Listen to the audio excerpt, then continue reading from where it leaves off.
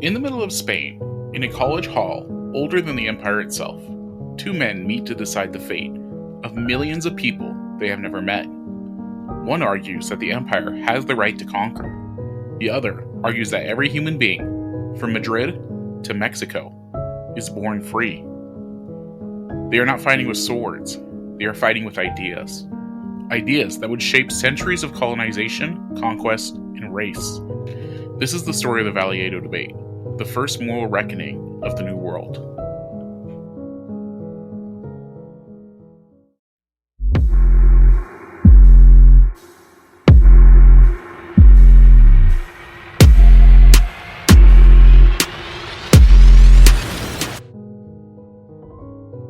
Before Columbus landed in the Caribbean in 1492, the Americas were not empty. They weren't unknown continents waiting to be discovered. They were home to tens of millions of people, speaking hundreds of languages, living in cities comparable to London, Seville, or Florence. On the shore of Lake Texcoco raised Tenochtitlan, capital of the Mexicana, a city of floating gardens, towering temples, wide causeways, markets full of gold, cacao, feathers, poetry, and 1,000 sounds. In the Andes, the Inca Empire stitched together mountains and valleys with roads longer than the Roman empires, sending runners carrying messages faster than any courier system known in Europe. In North America, the Mississippian chiefdoms, the Haudenosaunee Confederacy, the Pueblo communities, all formed intricate societies. It was not a world awaiting civilization. It was a world with its own civilization.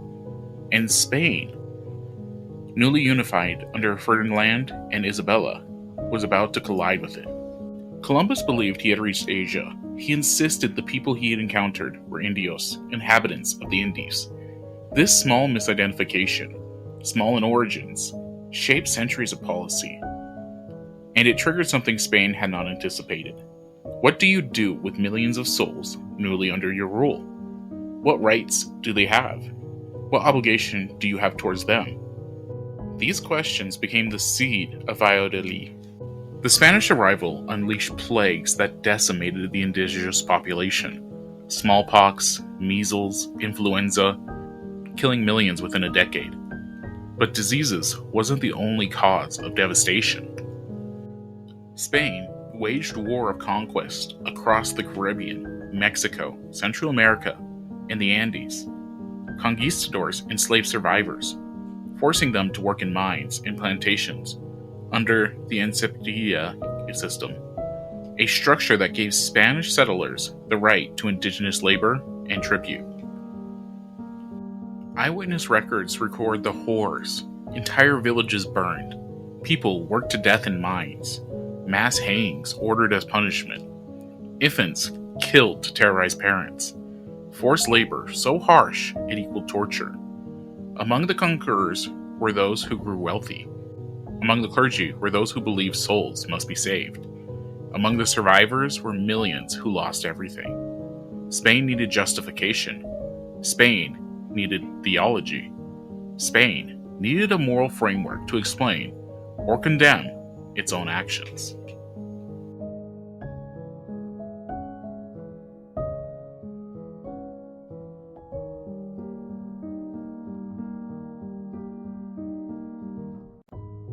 Bartolomé de la Casa begins as a colonist. He owns land. He owns enslaved indigenous workers.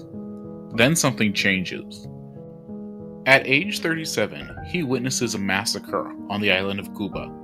Spanish soldiers slaughtered unarmed indigenous people seeking refuge in a village church.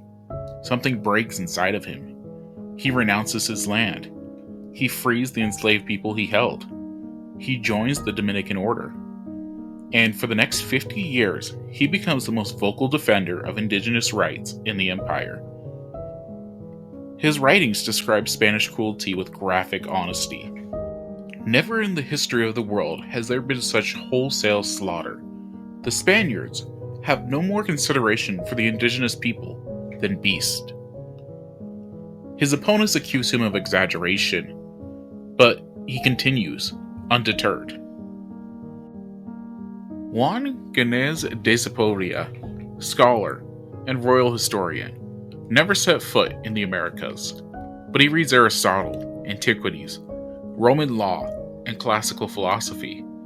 He believes some people are natural slaves, intellectually inferior, meant to be ruled. It is just by natural law for superior people to rule over inferior people, when those inferior commit crimes against nature such as idolatry or human sacrifice, quoted Segovia. He argues conquest is necessary to end human sacrifice, to civilize, to Christianize, to restore natural order. In his mind, Spain is not an oppressor. Spain is a teacher, a guardian, even a liberator. Two worldviews, two moral universes, two visions of empire, and Spain will force them to collide.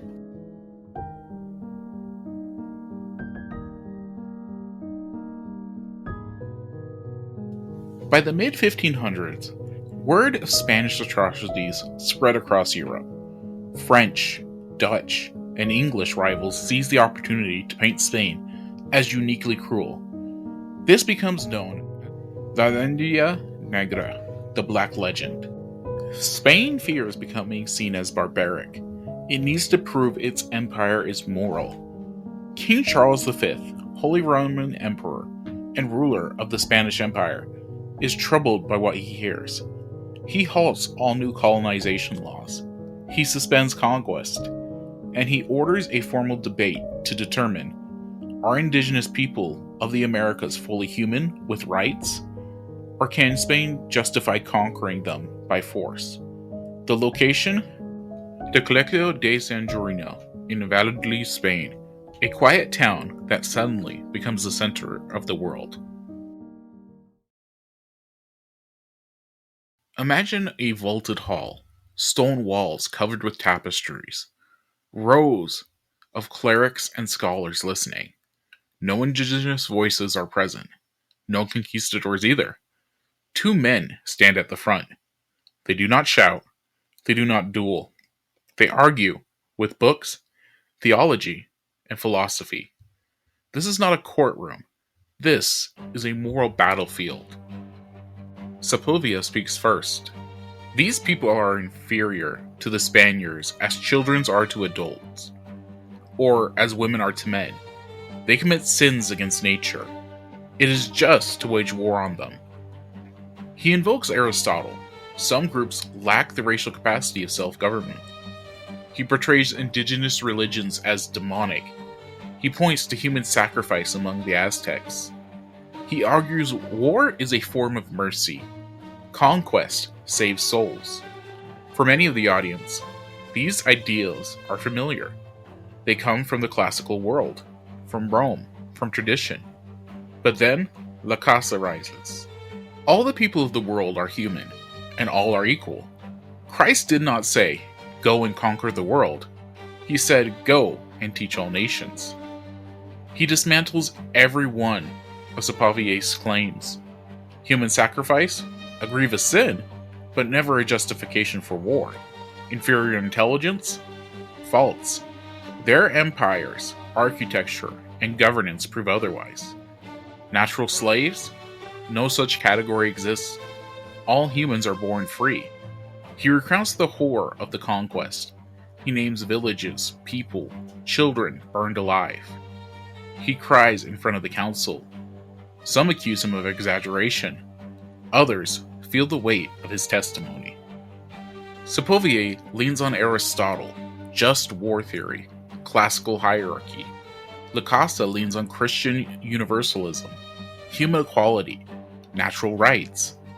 Segovia, war is justified when people commit crimes against nature. La Casa, no war is justified unless the defense against aggravation, which the indigenous have not committed. Segovia, these are barbarians. La Casa, they have laws, order, architecture, agriculture, crafts. These are not barbarians. The debate goes on for months. Arguments rise, fall, clash, rebuilt. No winner is openly declared. but the implications are enormous.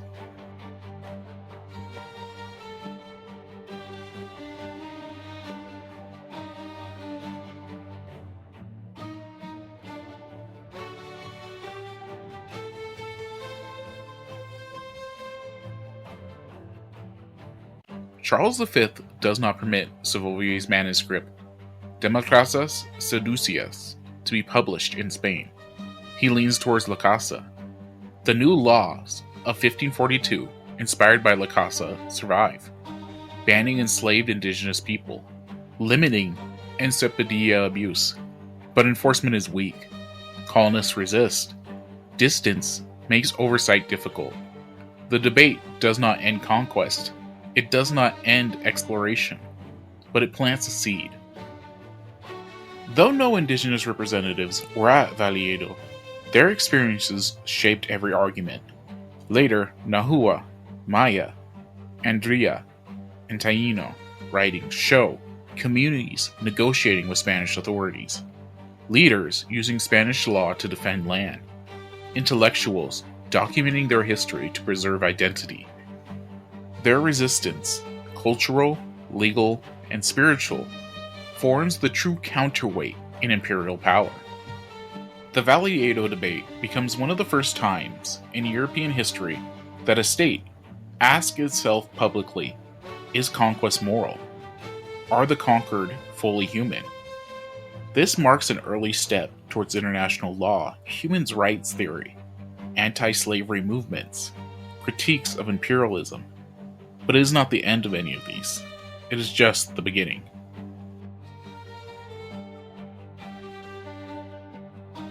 Months pass. The council deliberates. When the Valladolid Debate ends, there is no grand announcement, no verdict read aloud, no victor declared. Instead, the decision comes through silence. The Crown refuses to publish Savolier's work in Spain. The Crown reaffirms earlier protections of indigenous people. It is a quiet sign that Spain leans towards La Casa. The indigenous people of the Americas, at least in theory, are now recognized as rational beings, capable of self-governance, fully human, and not eligible for enslavement. It is a moral victory, one of the earliest in European colonial history. But victories often carry shadows. Protecting indigenous people from enslavement creates an immediate crisis. Mines must be filled. Sugar must be harvested. Plantations must be operated. Colonial wealth must flow. The Crown promises reform. But colonists murmur with resentment. A question quietly echoes through the empire. If indigenous people cannot be enslaved, who will provide the labor? The answer is already waiting in colonial ports. Ships from West Africa, merchants with permits. The system already in motion, old, profitable, and barely questioned. No theologians gather to debate it. No council convenes to determine its morality. African slavery survives Valladolid untouched. And now, it expands. In the decades following the debate, indigenous forced labor declines, at least on paper, though abuse remains widespread. But across the Atlantic, a far larger system deepens. African slavery accelerates. Spanish sugar mills in Cuba and Hispaniola rely heavily on African labor. Mines in Mexico and Peru import thousands of enslaved Africans. Spanish merchants join the transatlantic slave trade. The Caribbean becomes a hub of plantation slavery under Spanish, Portuguese, and later British rule. What begins as a moral victory for indigenous people becomes unintentionally a moral transfer of suffering, a loophole, a silence, a tragic shift. The empire draws a new line. Indigenous people are human and must be protected. Africans are labor and must be used. The contradiction becomes one of the greatest moral failures of the early modern world. Later in his life, Lacasa looks back at his earlier writings. He once suggested Africans could replace indigenous labor, a proposal he made before he fully understood the slave trade's brutality. He spent his later years desperately trying to undo the harm. I was deceived, and in my blindness, I became the cause of suffering of the very people I sought to protect. But his retraction cannot stop an empire's hunger. His defense of indigenous humanity reshapes the law. His regrets cannot reshape an economy built on bondage. Valladolid answers one question: are indigenous people of the Americas fully human? The Crown said yes, but it never asked the second: and Africans? And because no one asked, the empire did not have to answer. The Valladolid Debate becomes a milestone in human rights history, but is also a turning point that allows one system of oppression to fade, while another explodes across continents. A victory for some, a catastrophe for others. A contradiction that haunts the legacy of the Spanish Empire.